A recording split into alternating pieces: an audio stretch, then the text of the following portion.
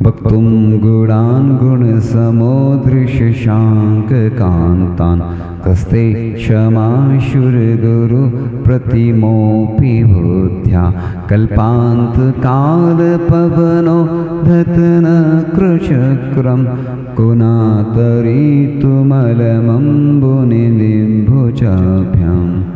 तो इस प्रकार से अभी सिर्फ उसका वाचन किया जा रहा है, उसके बाद और व्याख्या की जाएगी।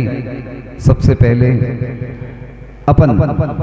अपने जो नकारात्मक ऊर्जा है उसको निकालते हैं कि ये भाव प्रतिक्रमण भी है और हीलिंग भी है, क्योंकि जब भी हमसे गलतियां होती हैं तो उसका दंड हमें भोगना पड़ता है, चाहे हम शारीरिक रूप से गलतियां करें, मानसिक रूप से करें, वाचनिक रूप से करें।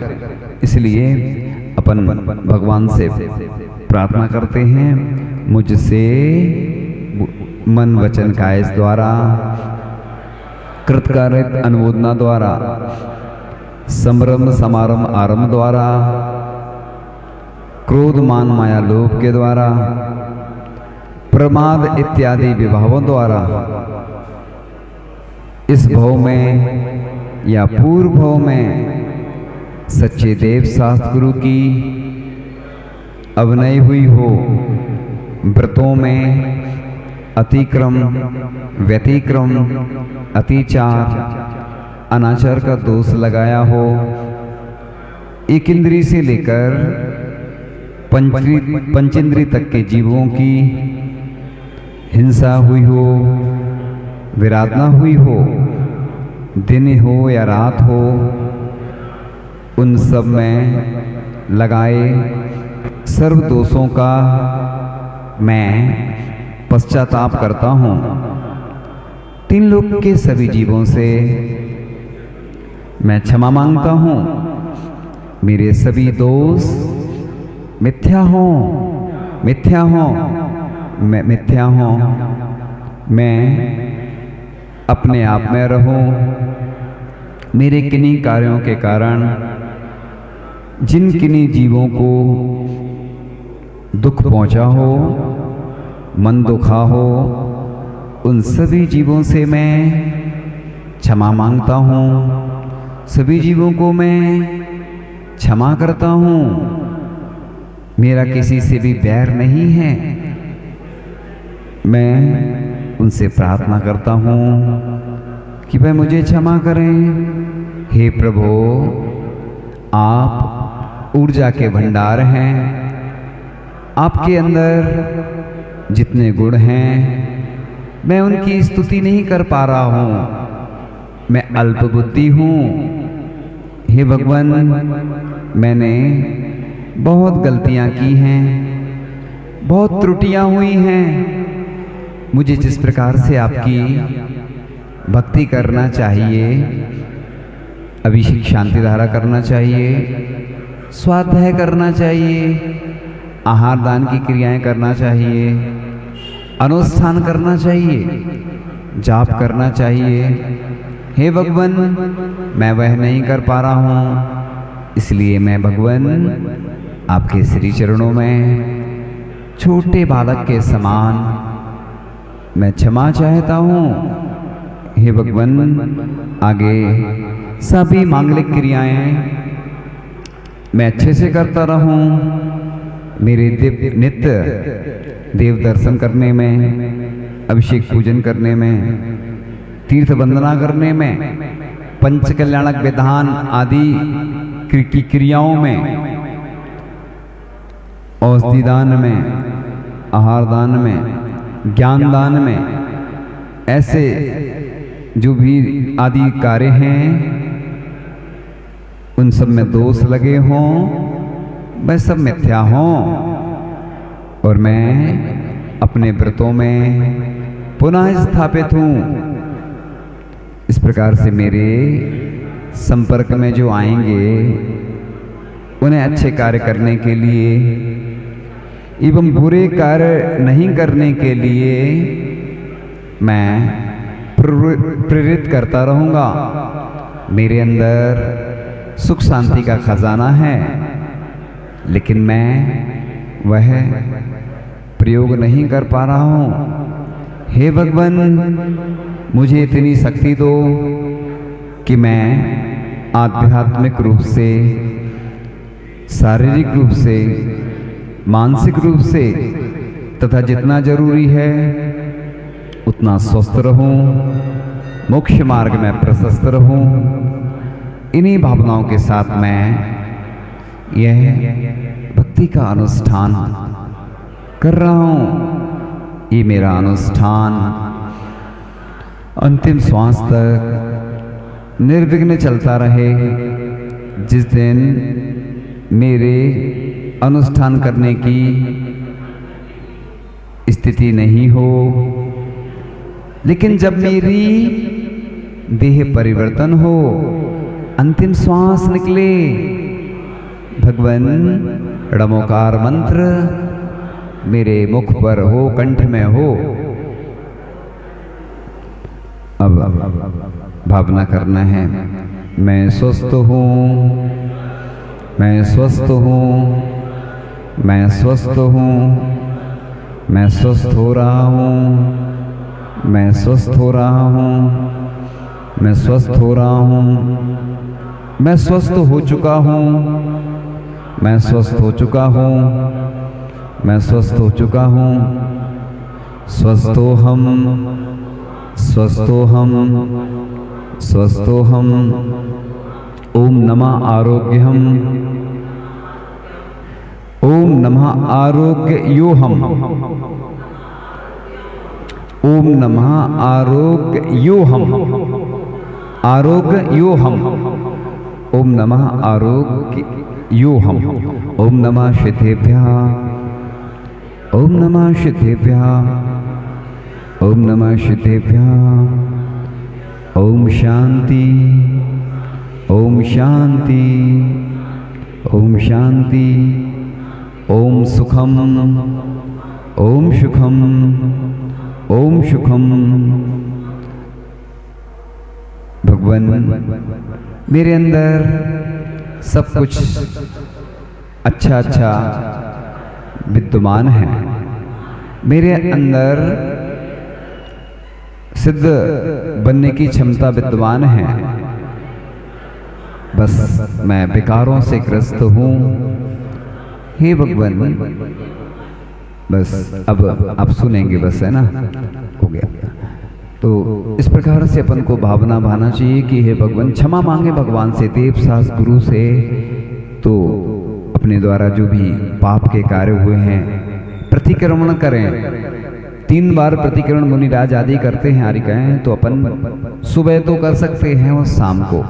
जिस प्रकार से दीपावली पर हिसाब चुकता करते ना, किसी से उधारी लेना हो तो दिन रात याद आता है कि उससे इतने लेना है, लेकिन अपन अपनी उधारी नहीं चुकाते हैं। अपन को ये प्रतिक्रमण करने से हल्कापन आ जाता है। जैसे किसी से क्षमा मांग लो ना, जब तक किसी से बैर रहता तो उसके मन में भी विकल्प रहता, अपन को भी ऐसे भगवान से क्षमा मांगने से हल्कापन आ जाता है। इसलिए ये हीलिंग है। मतलब हीलिंग का मतलब होता है प्रतिक्रमण। अपन ने जो अंदर कचरा जमा है ना, वो निकाल लिया। क्लीनिंग बोलते इसको। एक भक्तांबर हीलिंग तो होती है, णमोकार मंत्र हीलिंग भी होती है। तो अपने अंदर जो, जैसे दवाई खाते हैं ना अपन, दवाई क्यों खाते हैं? दवाई क्या करती है? अपने अंदर जो गंदगी भरी है, अपन जो भी कार्य करते हैं ना, तो उसमें कचरा जमा होता जाता है, जो भी भोजन कर रहे हैं ना। तो इसके में से जो कचरा जमा होगा उसको निकालने के लिए, क्लीनिंग करने के लिए, नेगेटिव एनर्जी वो अपन क्लीन कर देते हैं इसके माध्यम से, और पॉजिटिव एनर्जी, सकारात्मक ऊर्जा आने लगती है। तो जैसे दवाई क्या करती है, जो विटामिन की कमी है शरीर में, वो दवाई के माध्यम से मेडिसिन लेते हैं ना, मेडिसिन का मतलब दवाई होता है, तो उससे पूर्ति हो जाती है और वो रोग ठीक हो जाता है। जैसे पित्त बढ़ रहे हैं, 20, 40, 80 प्रकार के बात पित्त कब होते हैं?